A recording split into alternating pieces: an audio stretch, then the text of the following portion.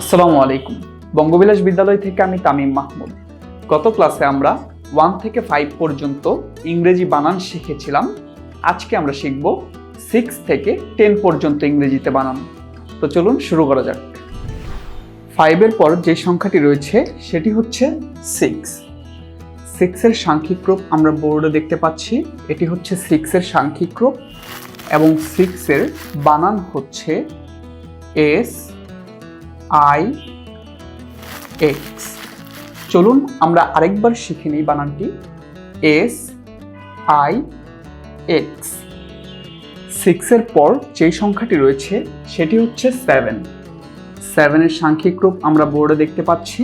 এটি হচ্ছে 7 এর সাংখ্যিক রূপ এবং 7 এর ইংরেজি বানান হচ্ছে S E V E N.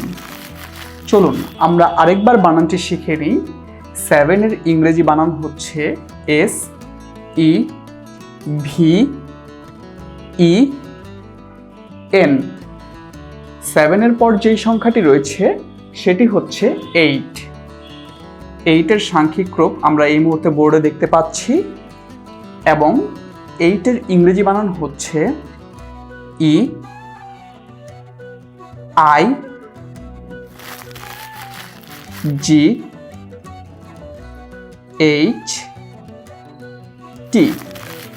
চলুন আমরা আরেকবার বানানটি শিখে নিই।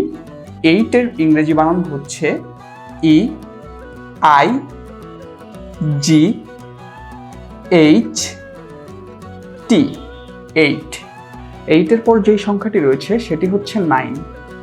9 এর সাংখ্যিক রূপ আমরা এই মুহূর্তে বোর্ডে দেখতে পাচ্ছি। এটি হচ্ছে 9 এর সাংখ্যিক রূপ এবং 9 এর ইংরেজি বানান হচ্ছে এন আই এন ই। আমরা আরেকবার শিখে নিই বানানটি।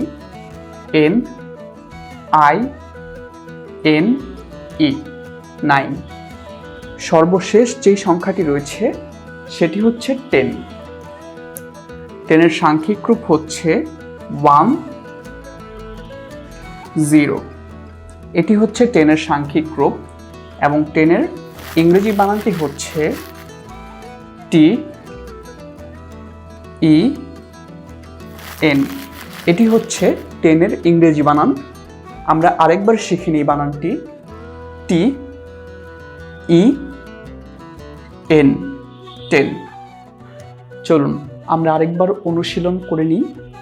6 এটি হচ্ছে সাংখ্যিক রূপ এবং বানান হচ্ছে এস আই এক্স 6। পরবর্তীতে যে সংখ্যাটি রয়েছে 7। 7 এর বানান হচ্ছে S E V E N 7। তারপর যে সংখ্যাটি রয়েছে সেটি হচ্ছে 8।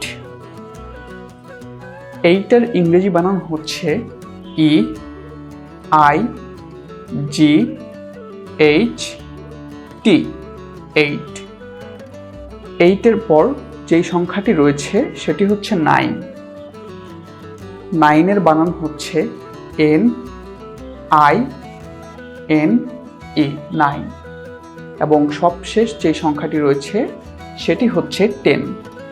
10 এর সাংখ্যিক রূপ হচ্ছে 1 এবং 0 এবং 10 এর ইংরেজি বানানটি হচ্ছে টি ই এন 10।